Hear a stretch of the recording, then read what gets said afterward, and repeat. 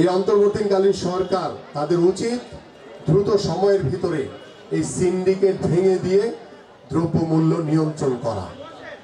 আজকে যখন আমরা সত্য কথা বলতে পারছি, সত্য কথা বলতে গিয়ে আমাদের আর কোনো ভয়ের কোনো কারণ নাই, কিন্তু সেই সত্য কথা বলতে গিয়ে আমাদের এই অন্তর্বর্তীকালীন সরকারের অনেক উপদেষ্টাদের ভিতরে গায়ে জ্বালা ধরে যাচ্ছে। তারা সত্য কথা তারা মেনে নিতে পারছে না, কারণ তারা চিন্তা করছে ক্ষমতায় বসে যে ক্ষমতার মোহ বা ক্ষমতার লোভ তাদের অনেককেই পেয়ে বসেছে, যার কারণে একটি গণতান্ত্রিক দেশে আজকে আপনারা সরকার পরিচালনার দায়িত্ব রয়েছেন। এদেশের সাধারণ মানুষ হিসেবে আমরা আপনাদের কাজের অবশ্যই আমরা ভালোকে ভালো বলবো, খারাপকে আমরা সমালোচনা করব, কিন্তু সেই সমালোচনা যখন আমরা করি তখন আপনাদের অনেকেরই গায়ে জ্বালা ধরে। আপনারা বলেন যে স্বৈরাচারের, অনেকেই বলেছেন আপনারা যে স্বৈরাচার শেখ হাসিনার ফাঁসি না হওয়া পর্যন্ত বাংলাদেশে কেউ নির্বাচনের কথা বলবেন না। আপনি তো পরে মনে হচ্ছে যে মগের মূল্যকের মতো কথা বলে ফেলেছেন আপনারা। স্বৈরাচার শেখ হাসিনার ফাঁসি সহ যারা অবৈধ মন্ত্রী এমপি রয়েছে সকলেরই আমরা বিচার চাই, তাদেরকে অবশ্যই আইনের আওতায় এনে তাদের বিচার করা হবে, কিন্তু সেটার সাথে নির্বাচনের কোনো সম্পর্ক নেই। নির্বাচন দরকার, বাংলাদেশে যাতে স্থিতিশীল অবস্থা তৈরি হয়, এই জন্য নির্বাচন দরকার। কারণ দীর্ঘ 6 মাস হয়ে গেছে আপনারা এখনো বাংলাদেশের কোনো রাষ্ট্রীয় প্রতিষ্ঠানে স্থিতিশীল অবস্থা আনতে পারেন নাই। আমরা কিন্তু এখনো আপনাদের বিরুদ্ধে, এই অন্তর্বর্তীকালীন সরকারের বিরুদ্ধে যারা বিভিন্ন প্রকারের ষড়যন্ত্র করে যাচ্ছে, এই অন্তর্বর্তীকালীন সরকারকে ব্যর্থ করার জন্য যারা ষড়যন্ত্র করে যাচ্ছে, আমরা কিন্তু তাদের বিরুদ্ধে দৃঢ়ভাবে পদক্ষেপ নিয়ে দাঁড়িয়ে আছি। কারণ এই অন্তর্বর্তীকালীন সরকারকে কোনোভাবেই ব্যর্থ প্রমাণ করা যাবে না। যে দায়িত্বে আপনাদেরকে দেওয়া হয়েছে, এদেশের সরকার, এদেশের সাধারণ মানুষ আপনাদেরকে যে দায়িত্ব দিয়েছে, আপনাদের কাজ হচ্ছে দ্রুত সময়ের ভিতরে একটি নির্বাচন দেওয়া।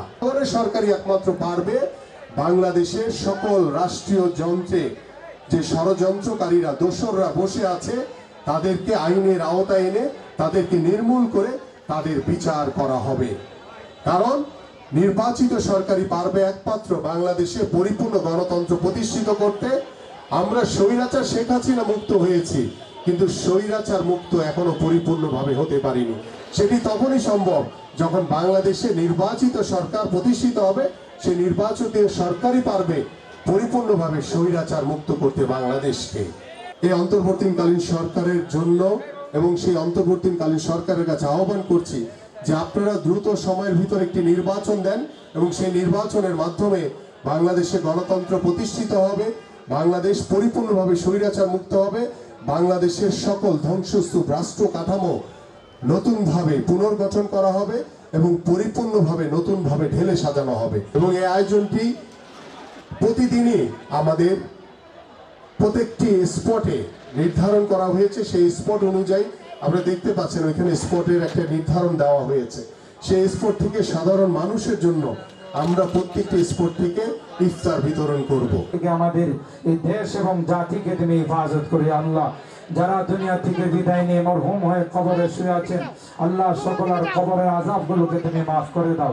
ইয়া আল্লাহ, তাদের কবরগুলোকে জান্নাতের বাগান বানাই দাও। ইয়া আরহামার রাহিমিন, আল্লাহ আমরা একটি সুন্দর, সুস্থ, সুশৃঙ্খল একটি জাতি হিসাবে আমরা সামনে দেখতে চাই। সেই আল্লাহ জাতিকে তুমি কবুল করে নাও, আমাদের এই দেশকে তুমি কবুল করে নাও।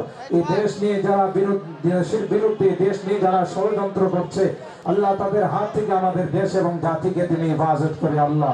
ইয়া আরহামার রাহিমিন, ইয়া আকরামাল আকরামিন, ইয়া আল্লাহ অনেক তিলাওয়াত হয়েছে, অনেক আমল হয়েছে, সকল আমলের ওসিলায় আমাদের এই দোয়াগুলোকে তুমি কবুল করে নাও। ربنا تقبل منا إنك أنت السميع العليم وتب علينا إنك أنت التواب الرحيم سبحان ربك رب العزة عما يصفون وسلام على المرسلين والحمد لله رب العالمين.